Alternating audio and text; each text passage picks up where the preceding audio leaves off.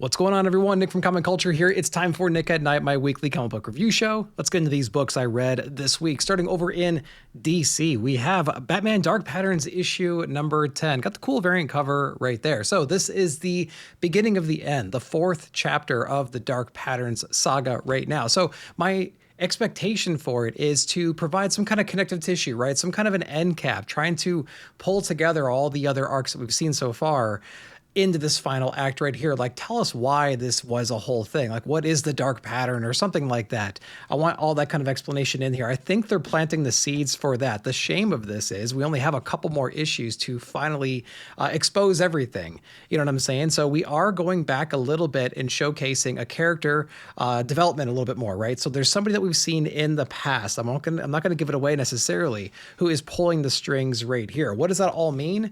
We're gonna have to figure it out in the next couple of issues. It's got me intrigued for sure. I just don't know how they're going to wrap this up. With that said, it's a great Batman detective story with incredible artwork from Hayden Sherman as well. There is a common theme in these kinds of Batman books or stories in general, like in Batman Begins, the Christopher Nolan movie, where we basically have to burn everything down. Like, fire is a big theme in Gotham with certain villains. That's where we're headed inside of this book as well.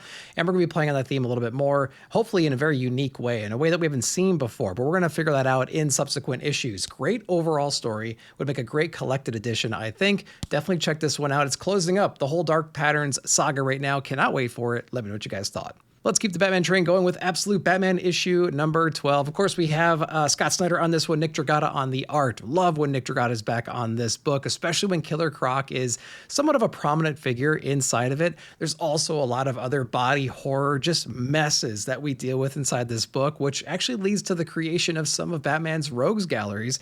We got a hint of what that might be in the previous issue with Bane interacting with Bruce's friends from childhood. We get to see what that all means inside of this issue, and I am all for it. I was wondering what we're going to be doing. Where are these other villains going to come from? Man, we definitely get them inside this issue, and it was done in spectacular fashion. So throughout the pages, we do get a little bit more context on the Killer Croc, Bruce Wayne relationship and everything like that, promoting the fight, what we're going to be doing inside of there, some of the deals being done behind the scenes. And again, we touch base on the creation, the origin story for upcoming villains in this series, and I am all about that. I thought that was eerie, it was troublesome, it was graphic, there was lots of horror behind it. Absolutely love the vibe of all that. I will say the only criticism I have is the book jumps around a lot. We have these different threads happening and they don't really transition smoothly between those. So I think they can work on that a little bit. We get the introduction or a maturation of a character towards the very end who kind of wedges themselves into the situation. We're going to see where that plays out, but I'm excited for that relationship to blossom a little bit more. But I'm just glad that this book is starting to pique my interest a whole lot more. The last few issues have been absolutely amazing. Definitely check out Absolute Batman issue number 12 if you haven't yet. Let me know if you did. Let's continue DC, though, with an all-in tie-in Aquaman issue number 9, Jeremy Adams on this one. So in the previous issue, we had this like Super Saiyan moment with Arthur here, basically being infused with the power of the blue. Think of it as Swamp Thing's green. That's exactly what's going on here. His abilities, not only his super strength or anything like that, is skyrocketed right now. We don't exactly know the limits of it. In fact, Batman even reacts and says something like, we should test what your limits are, but he is not having any of that in the book. He's so powerful, in fact, that he can take on Superman to a degree. We don't exactly know what this possessed Superman is capable of or if he has access to Superman's full power, but he's taking on quite a bit solo inside the book, which is kind of piquing the interest of everybody. And so we're going to be seeing if that's going to ultimately corrupt him or what does that mean long term for the character. We're going to figure it out in later issues. But this is more of a transition book. We're coming out of this big arc right now where he inherits this new power. He has a new connection. He's going to use it in different ways. And we're going to be maybe going back on our original path, trying to find his family and whatever, his new environment, trying to rebuild essentially in here. So a little bit of a transition. We're going to see exactly how powerful he is coming up soon, but we got a taste of that inside this issue. Where does it lead? Don't exactly know. We're going to figure it out later, though. Pretty cool book, great visuals as well. Let me know if you read it. From the acclaimed team behind Ice Cream Man, we have Superman Kryptonite Spectrum issue number 2. Like I said, from the Ice Cream team, we had W. Maxwell Prince, Martin Morazzo, and Chris O'Halloran on this one. What I love really about this book is the homages to classic literature, right? So we have some Alice in Wonderland stuff going on in here. As evidenced by the cover, we have Superman basically testing some kryptonite, and he becomes extra sized, right? He becomes super large, kind of like a kaiju sort of a thing, and that's all also referenced inside of here. The slow progression of that was very amusing. I love the conversation between him and Batman as it's happening in real time, and they just don't know what to do. They're kind of out of ideas. They're trying to figure some stuff out in here, get the help of some other allies to, figure this situation out too. So I loved that whole banter and that progression and pacing. This feels absurd, kind of like a Golden Age or Silver Age type of a story, but it has the wit of present day, especially with this creative team on here, throwing all these curveballs and all these interesting conversations. I think it's a great combination. And of course, the artwork itself has that eerie undertone, but it also is like clean and crisp and everything too. It's just a really interesting blend of themes here. Some of the callbacks and different characters they introduced is really cool as well. Just, putting a spotlight on some characters we don't see very often. And again, the writing and the art add a layer of wit to this that just makes you chuckle, and it's also intriguing at the same time. Just a great package overall. Like I mentioned before, we do now have the template for how this story is probably going to progress. We have different forms of Kryptonite. We'll have different allies and villains joining each issue, trying to help or complicate things as we go forward. So I'm really interested to see what the other forms of Kryptonite do and how the other characters play a role in the next issues. Really looking forward to all that. Let me know if you are down below. That's it for DC. Let's go over to Marvel next. We have Ultimate Wolverine issue number 9. Now we have Chris Condon on this one. We have Cappuccio on the art. So I will say the art is probably my favorite part about this.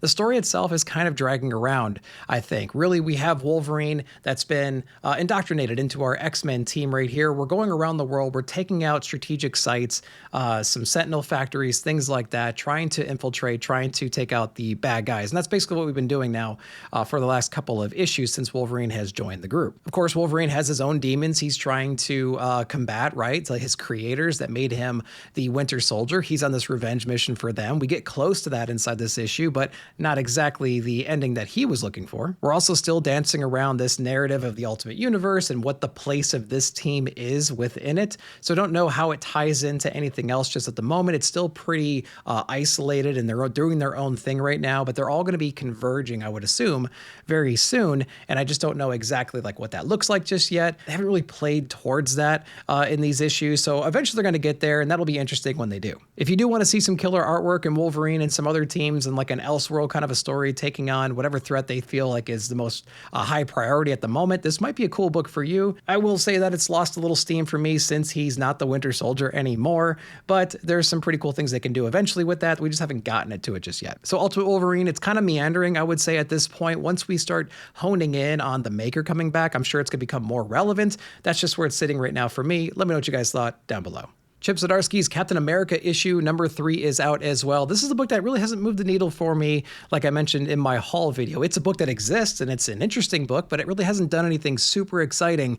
Maybe it's doing it inside this issue right here. We get basically a conversational issue. It's a issue about different ideologies, essentially. We have Doom and we have Captain America kind of duking it out, not necessarily battling, but there is a lot of that in here too. But there's also some realizations, there's some defending of their points of view within the book itself, which I have to admit was pretty interesting, I think. It actually made me go back and read parts of the book over again to take it in a little bit more, and I thought that was pretty engaging. We do learn a lot about the shocking history of some of the other characters that are on the same team as Captain America right now, some of the other enhanced individuals dealing with war and quick decisions and the consequences of those decisions. Really impactful stuff, great imagery within inside of that as well. So I think it's a great story of showing like the impact of war. Your actions have consequences, and it also has to do with this debate between ideology. So I thought they handled a lot of that pretty well. Is it enough to save my excitement for the book? I'd say it makes it better, I would say. So I'm interested in number 4. I could say that right there. So number 3 is out. Let me know if you guys read it. What you guys thought. Next up is a book I've been really looking forward to. We have Punisher issue number 1, the Red Band edition. Benjamin Percy on this. Got that Frank Miller variant because why wouldn't you get that one? So I'm checking this one out. Now, I really like Jason Aaron's Punisher that came out. Where that one ended, it basically, though, was Frank was in hell and he's ushering all these people through there. That's kind of the story I was expecting, or some kind of a soft transition from that landscape to wherever he is now. We don't get it inside of this one. Instead, we get some kind of Jason Bourne introduction here. He basically wakes up, doesn't know where he is. He's surrounded by blood. He has bullets. He's on the run, basically. You know what I mean? And so he's just doing what he does instinctually. takes out whatever threat is there, and we move forward. We have a New York City where Wilson Fisk is, kind of doing cool things in here, I would say. He's actually persecuting or giving the means of an out to some evil people around here, and he's trying to push his weight, obviously, around the city still. So as a reader, we're trying to reconcile all of that stuff right here. Frank coming across some unlikely allies, trying to help him out, trying to get reoriented to where he is, quickly realizes that he's actually under the control of somebody, and we're going to have to figure out what that means in subsequent issues. But basically, this is a New York that's out of control right now. People are pushing their weight around. They're taking people out in gruesome ways. So it's going to be fun to see how Punisher reacts to being controlled and how he reestablishes his dominance in the city and everything. And what do we do about this past? Are we ever going to get some closure on how he got out of hell? Maybe I missed that part in some other series. Let me know if I did, though. But I will say that I didn't expect the very last page of the book. I was on board for most of it until that point. And it's really going to come down to how they execute it going forward. So we're going to see in subsequent issues. We have Punisher issue number 1 out right now. Let me know if you guys read this one down below. All right, next up is One World Under Doom, issue number 7. We have North and Silva on this one. This is the reaction issue from the previous one where the world understands how crazy and corrupt Doom really is, but he still has his loyalists at his side, which is an interesting take. And then, of course, throughout the issue, we have all the heroes saying, see, I told you, this guy is absolutely insane. We have to do something while he's distracted right now. He has to do a lot of PR and some image recovery, I would say, throughout this issue. So it's a good time for the heroes to attack, and that's what you see inside the issue. Now, one of the weaknesses of Reed Richards himself is his embrace on the magic front, right? He's a very scientific mind. What happens when Reed actually embraces that side, though? Tries to understand some of the rules around it and gets around some of the, limitations that a scientific mind would typically have when it comes to magic and the usage of that. We're going to be seeing what that looks like inside of this book and to what degree. And so, I don't know how I feel about that personally, but it's in the book and it was interesting, but maybe fell flat a little bit. I did think it was pretty comical about how that whole thing ended up, though. Somebody who's a sorcerer supreme, somebody who's dabbled in magic of all kinds and forms for their entire lifetime, coming up against someone who's rather a novice and has some kind of shortcuts or cheats around traditional processes. I think it's kind of funny how that all played out, and it's cool. It has a cool cliffhanger at the end. There's a good hook that makes me interested in issue number 8, but I don't know, guys. What do you think about this series overall? Do you like the direction it's going in? Visuals are pretty interesting. I do like that, but issue number 7's out. Let me know your thoughts. All right, let's go over to Titan Comics. We have Conan the Barbarian issue number 24. We have Jim Zub, of course, on this one. And I would say that it's a great continuation of the serpent theme that we have right here. Conan being the champion of this gladiator arena right now, being used. The person that's basically enslaving him to do her will is growing in the magical ranks right now. And she's trying to develop, her own power, so to speak, across the city and everything like that. So I really like that rise and that evolution. But we also have this serpent, right, that's been brewing in the background. Even seen in the pages of Savage Sword of Conan, we get to see exactly the influence that power has on the city right here and how it's trying to spread across. It's really cool to see all this great imagery with these eggs and everything, and this Medusa kind of form that takes place in here as well. Conan with a couple allies trying to escape the city right now. There's a citywide manhunt for them, and their presence is known, and they're trying just to do whatever they can do to escape so they can live to see the next day. What I really love about the story is the overall vibe of this. It makes you feel like you're there. The artwork really helps with that too, just being raw and visceral and dark and moody, and just makes you feel eerie. There's really not another word to describe it. It feels like you're there watching some kind of sacrifice. You feel dirty, you feel wrong just being in this area, and I really love the uses of magic and everything too. So it's a really compelling story overall, and I love how it's branching over to Savage Sword as well. There's just a great vibe with the story in general. A lot of loss, a lot of casualty, great ancillary characters popping in and popping out with open threads that we're going to figure out at one point. So really interested to see where the story goes overall, where this whole serpent arc is going. Really interested in that. Let me know if you are too down below. All right, let's go over to Dynamite Comics. We have Space Ghost issue number 2. Of course, we have David Pepose on this one and Jonathan Lau on the art. So just real quickly, I've said this 100 times, one of the best books out right now, one of the best continuing books, I would say. Definitely pick up volume number 1, get the annual, jump into volume number 2. We're only 2 issues in. Very, very quick, great read, I would say. Amazing interior artwork and everything. So I love the progression of the story, and it has the same kind of pacing as volume 1 did, which I absolutely loved. We're slowly introducing new characters characters. They have an immediate impact on the story itself. They weave themselves in a real natural way, and they bounce out too with a thread that's wide open for future engagement, which I think is really, really cool. We basically have a Space Ghost version of his Catwoman inside here, possible love interest. She's a vigilante, thief at heart, cool name. I think her name is Luna Solaris, if I'm not mistaken. She can kind of control and bend light with some stolen wristband technology from Space Ghost. Again, somebody that has their own motives, just jumping in, assisting where needed, starts off as an enemy, becomes a friend, leaves as an enemy kind of a thing. Really, really cool story. I think it's great when they do this because they can introduce new themes, new characters. They further develop the relationship between Jason Jan and Space Ghost himself. And so it's always fun to, widen the scope of characters in here because you never know when you can use them again and create interesting tension later in different stories. And that's exactly what we see right here. It's an episodic issue, which I enjoy because it adds more characters, like I said, cool pacing and everything. So I rather enjoyed it. Issue number 2 is out. Let me know what you thought. Let's go over to Mad Cave for the next couple of books. We have It Killed Everyone But Me, issue number 1, a book that really wasn't on my radar, able to get a copy, and I thought it was pretty cool. This is really what Something's Killing the Children should be right now, I feel like. It has that visual tone. It has very similar writing styles as well. It's very edgy. We have this woman who's a lone survivor of this massacre when she was younger. She's grown up. She's real cynical right now,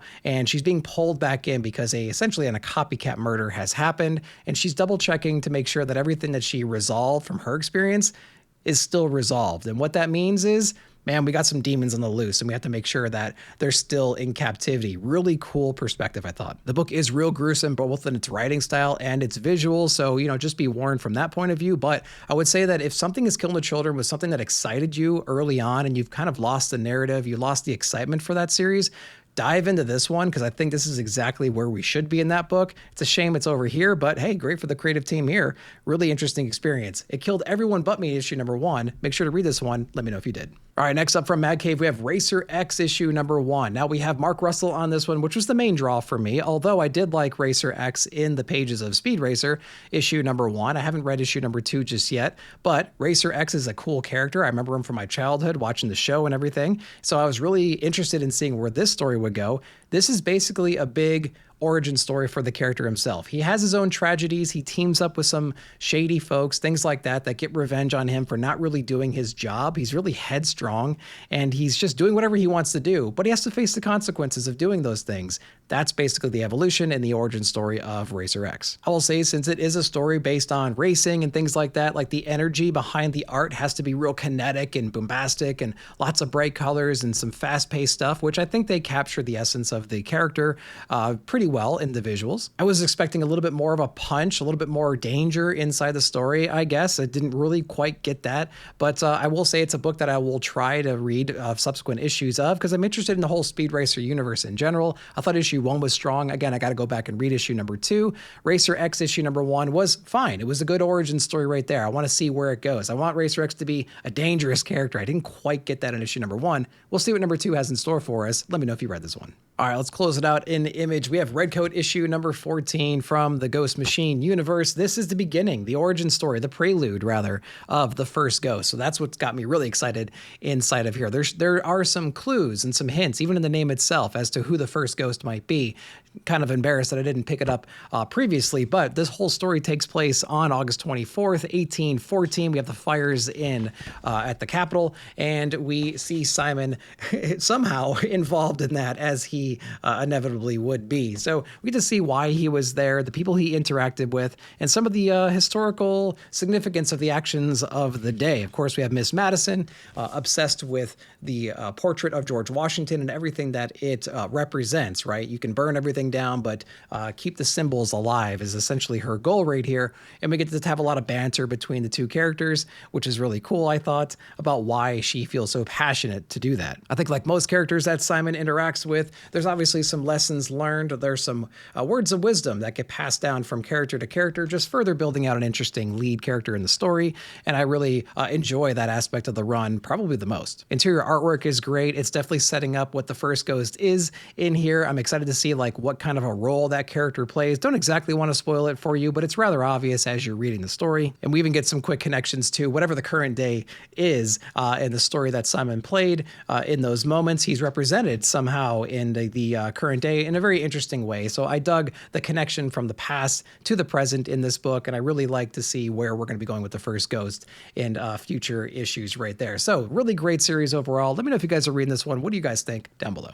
Continuing with Image, we have Unchosen issue number 3. Now, this was going to be the make or break issue for me personally. I will say that I'm more excited for the series than I have been in the past. Was it enough for me to get an issue number 4? We'll see what the week looks like when it comes out. I don't know if the story is offering us anything super unique, right? We have a fairly similar situation with a lot of other books right now where we have this prophesized child, all these unknowns right now. They don't understand the power that they have imbued with inside of them. We have this regime or whatever, this group of people that has taken them in and it's kind of promising them the world, right? We're going to unlock your potential. We're going to protect you. We're going to do whatever we need to do, right? But can they really be trusted? I'm not entirely sure. Are the enemies really enemies? We don't quite know. And so it becomes that kind of a story. Again, it's really familiar. There are some interesting takes in here. The interior artwork is cool as well. It's a book having to do with a lot of magic and other sources out there. And so it is cool from that point of view, but I don't know if it's enough to really keep me engaged. On the other hand, though, I was interested throughout the read, and there was some cool moments and interactions and things like that that make me want to keep picking it up. So I'm kind of on the fence still about this. That's probably going to be the case until more issues come out and I can really solidify my opinion on it. I will say it feels very familiar. It feels YA. It's magic-based. Are they good guys? Are they bad guys? Am I the prophesized child? That's essentially what we got going on in here. I really want to know what you guys think of this one if you're reading it. We're 3 issues in. It should be enough to give you some kind of sense if you're interested in issue number 4 or reading beyond that. Let me know down below. All right, let's end it on Transformers issue number 24. Daniel Warren Johnson, Jorge Corona leaving this title on this issue. New creative team, Kirkman and Mora taking over on issue number 25. Although we're going to see a little bit of Corona in the next issue as well. Not sure about the next ones after that though, but we're going to get a smooth transition. Can't wait for that. Really, we spent the last 24 issues building ranks on both sides. We have the Autobots and the Decepticons. We have a lot of familiar faces kind of rising up and taking shots at each other for 24 issues. A lot of heart, of course. Daniel Warren Johnson's on here, so he's going to bring a lot of emotion to the book itself.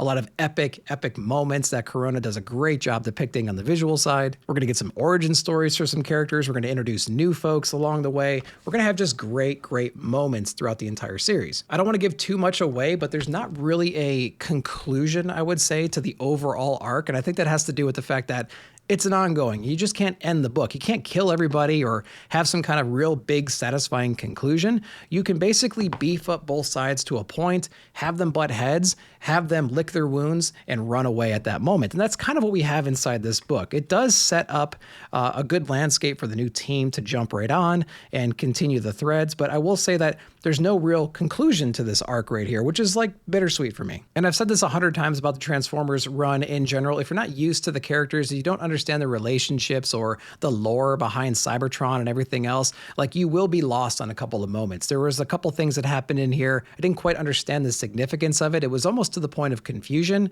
but I went past that because the visuals are just so cool and they really help tell the story as well. But there were some moments that were lost on me, which has been the case across this whole run so far. But man, the point I really want to emphasize is there are some great moments inside the book. Really beautiful visuals, lots of energy, just destruction and everything like that. It's a destruction derby. Who doesn't like that kind of a thing? Setting it up for success for the new creative team coming out in issue number 25. Interesting to see what the reception is for that, how it feels, what the vibe is, the writing feel, the art feel, how it all mixes together. Is it going to be as great as what we've seen right here in these pages? I don't know. I'm interested though. Let me know what you guys thought down below. All right, guys, that's what I read this week. I hope you enjoyed that. Let me know what you read and what your favorite books of the week were down below. While you're down there, like, subscribe, share, hit that bell notification to be alerted whenever I put out new videos. Thank you so much for watching. We'll see you in the comments.